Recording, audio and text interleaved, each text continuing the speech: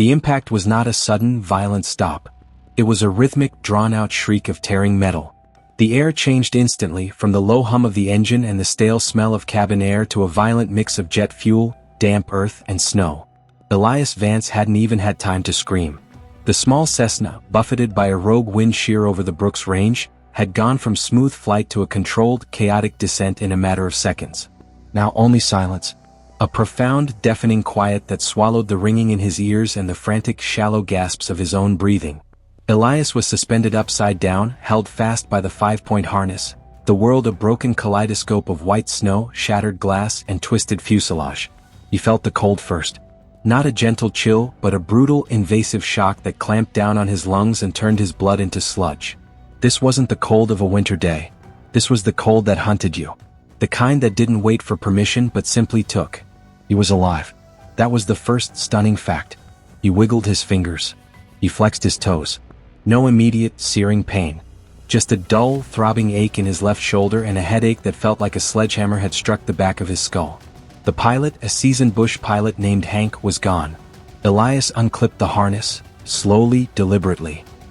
He moved with the strange, disconnected grace of a man who hasn't quite registered the gravity of his own situation. He fell onto the wreckage-strewn snow, the impact knocking the wind out of him. The smell of fuel was stronger now, a sharp, metallic warning. His first instinct was to call for Hank. He scrambled through the jagged opening where the cockpit windshield used to be, ignoring the scrape of metal against his expensive, wholly inadequate parka. Hank was not in his seat. The pilot's door was missing. The Alaskan Wilderness had already claimed the man who knew how to navigate it, leaving the novice to face the consequences alone. Elias had been carrying a briefcase containing confidential financial documents. Now he was carrying only the weight of the raw, crushing isolation.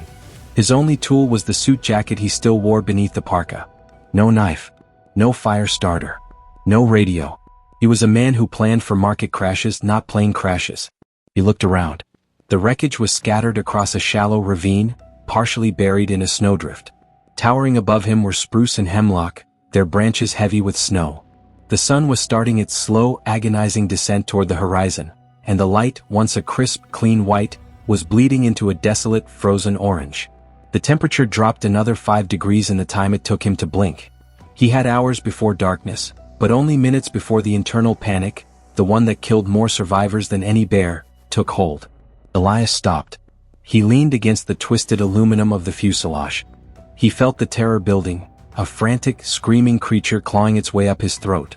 Every instinct screamed at him to run, to move, to find help, to make noise. But Elias Vance had built his life on controlled response.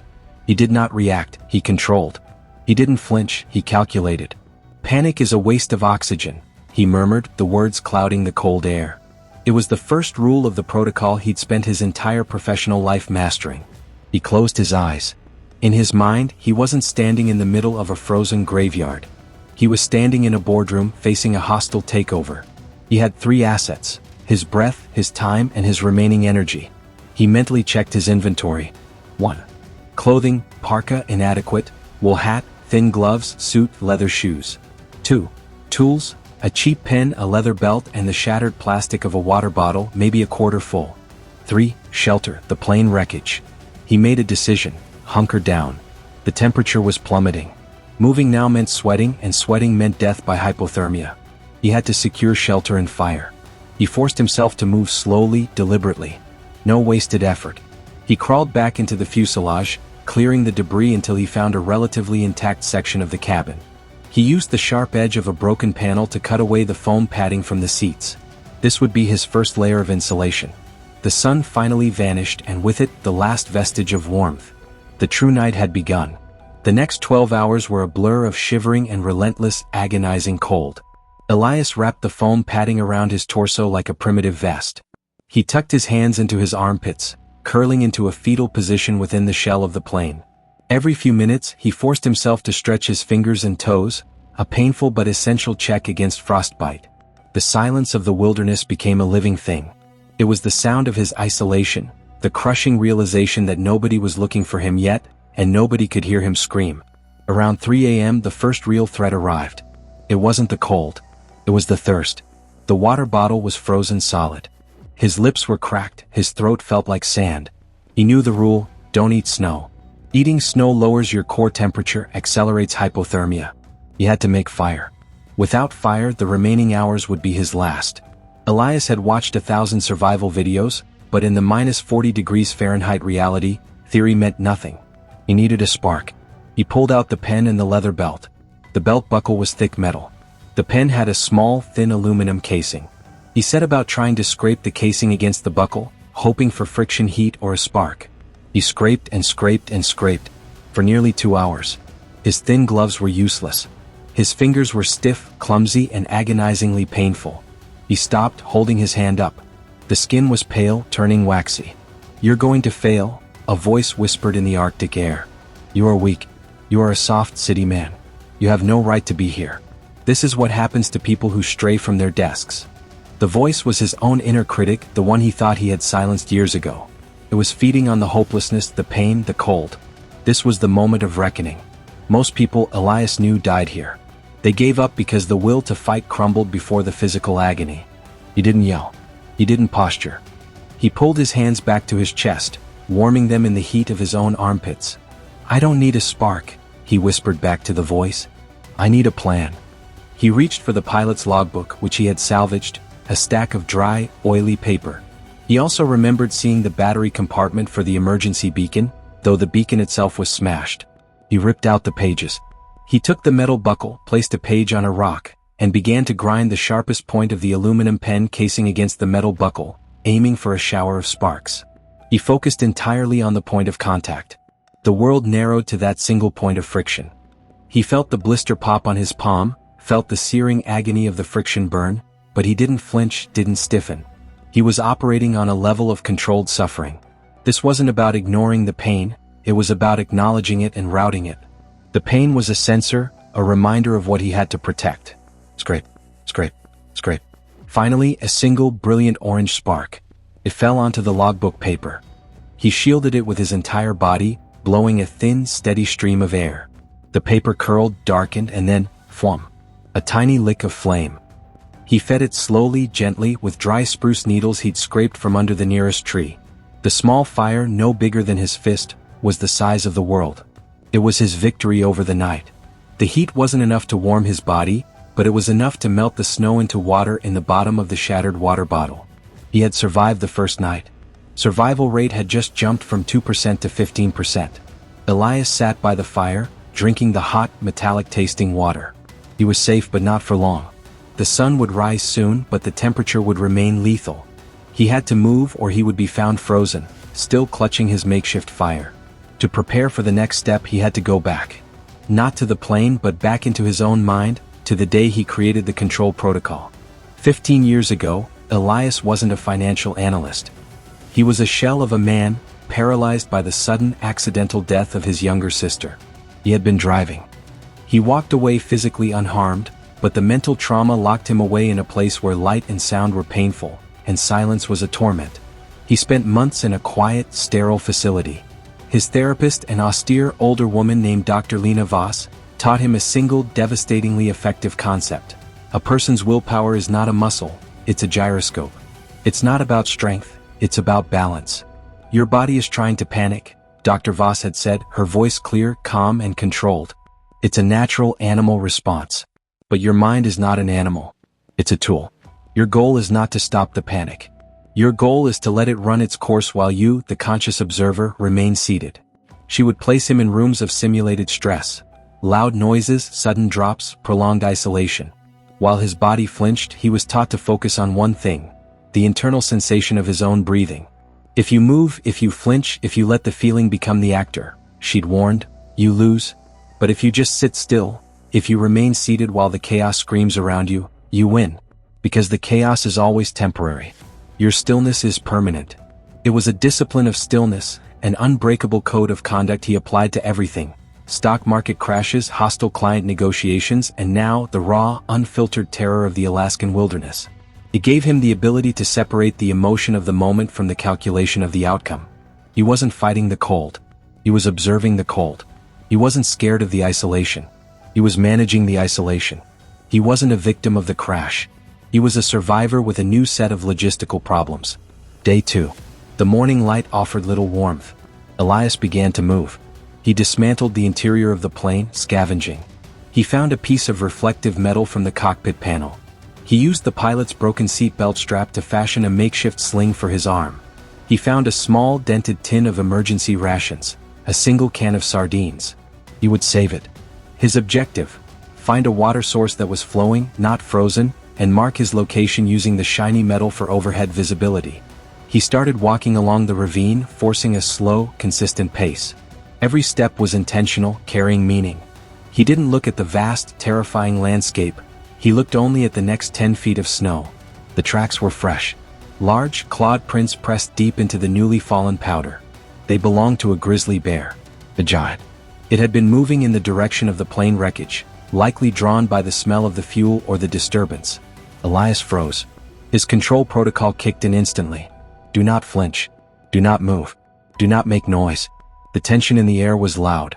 He felt his heart hammer against his ribs, a frantic, frantic drumbeat. Every animal instinct screamed at him to run, to climb, to prey. He scanned the tree line. Nothing. But the tracks proved the bear was close. He felt its presence, the raw, terrifying authority of the true apex predator. Elias had nothing to defend himself with. His leather belt, his pen, his mind, none of it mattered to 1,000 pounds of muscle and teeth. This wasn't a negotiation, it was a matter of basic physics. He made himself take a breath. Slow. He forced his mind to acknowledge the fear but not let it take the wheel. The threat is external. The response must be internal. He moved backwards, one slow, deliberate step at a time. He kept his eyes fixed on the tree line. He took another step. Another. If he tripped, if he slipped, if he let the fear show, it would be over. He was forcing the stillness to work for him, making himself an uninteresting object in the bear's hunting equation. The tracks continued alongside him for nearly 30 yards before veering off into the thick brush. He kept walking backwards for another 10 minutes, until the adrenaline finally subsided enough for him to turn around. He hadn't fought the bear. He hadn't run from the bear. He had simply outweighted the bear. The control was the weapon. Day 3. The search would begin in earnest today. This was the window. His 72-hour mark. If he wasn't found today, the chances of survival dropped back down toward zero. The cold was worse than before, a deep, pervasive ache that had settled into his bones. His shoulder was throbbing with a dull pain. He found a river. It was mostly frozen, a vast sheet of white. But a line of steam rose from the center. He had found flowing water. But between him and the water was a precarious field of thin ice and slick, snow-covered rocks. He needed to cross. He took out the can of sardines. He opened it and forced himself to eat half of it, saving the rest for the evening. The salt and oil hit his system like a jolt of electricity, giving him a desperately needed burst of energy. Elias tested the ice with his foot. It cracked instantly. The water below was moving and it was dark. A fall into that river would mean certain, immediate hypothermia and death. This was the final test. This wasn't about a bear or a fire. This was about faith in the protocol. He pulled off his worn leather shoes and his inadequate socks. Barefoot in the snow. He did this not out of madness but out of pure, surgical logic. Wet socks and shoes would freeze instantly. Wet feet could be dried. He had to be fast. He took his time surveying the path. He chose his route, a path of the largest snow-covered rocks, knowing that the snow hid the slickest surfaces. He focused only on the stones that looked stable, on the shortest path across the churning, icy water. He took the first step. The snow was a shock of white-hot agony against his exposed skin. He felt the cold begin its brutal work, turning his feet numb instantly. He was now running on borrowed time. Every second meant permanent tissue damage. He moved across the rocks with a primal, desperate focus. He slipped on the third rock, his hands flying out, splashing icy water onto his parka. The cold was a physical thing, a fist punching him in the face. Panic, screamed the animal mind. You're going to fall. You're going to die. Elias did the only thing he could do. He stopped. On the slick rock, knees bent, he paused for 3 full seconds. He closed his eyes and returned to his breath. I am here. I am seated. The fall is not yet the reality. The reality is the breath. He opened his eyes. He saw the next stable rock. He lunged. He landed on the other side, scrambling up the muddy, frozen bank. He threw himself against the dirt, gasping. He had won the crossing. He immediately began massaging his feet, rubbing them violently with the small, dry cloth he had cut from the seat padding. The pain returned, searing and raw, the feeling of 1,000 needles plunging into his flesh. But it was the pain of life. He had crossed the Rubicon. He had a fire source, a clean water source, and a clear landmark, the flowing river. 2 hours later, a search helicopter, a tiny insect buzzing high above, flew past. Elias held up the shiny piece of aluminum panel he'd salvaged. He angled it toward the sun, desperately trying to catch the light. The helicopter did not turn. Despair, cold, and exhaustion hit him all at once. He sank back against the tree, the will to live suddenly feeling too heavy to hold. He closed his eyes. Suddenly he heard it again. A different sound. The low, guttural woof of a massive animal. He snapped his eyes open. Standing 30 yards away near the treeline was a wolf. Not a bear, but a wolf, massive and gray, watching him with an unsettling, intelligent intensity. The wolf didn't posture, it just stood there. Elias didn't move. He kept his hands visible. He had no weapon, no defense. He looked the wolf in the eye. He didn't make himself small, he made himself still. He looked at the wolf not as a predator, but as another logistical problem. He spoke, his voice dry, quiet, and absolutely steady. "I have half a can of sardines." He reached into his pocket slowly, deliberately.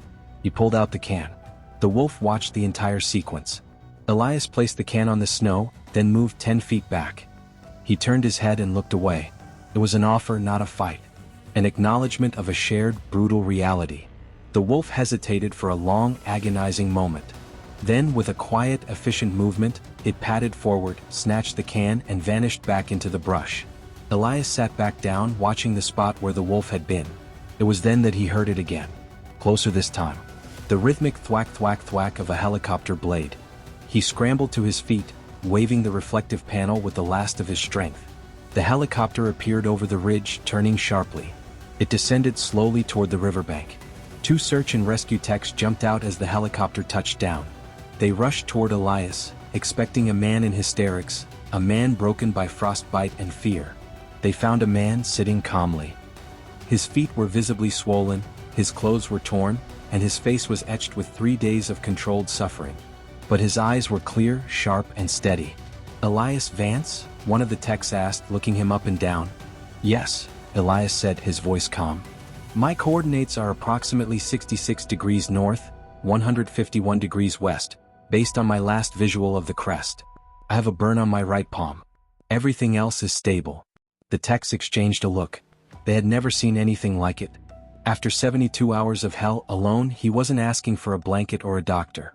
He was delivering a briefing. He hadn't survived by luck. He hadn't survived by gear. He survived because he understood the true nature of the confrontation. It wasn't man versus wild. It was man versus the breaking point of his own mind. And in the quiet room of his own consciousness, Elias Vance remained seated. And he was never forgotten. If this story reminded you that your greatest weapon is not what you carry but who you are, then please hit the like button. Subscribe to our channel for more stories of extraordinary survival and human endurance.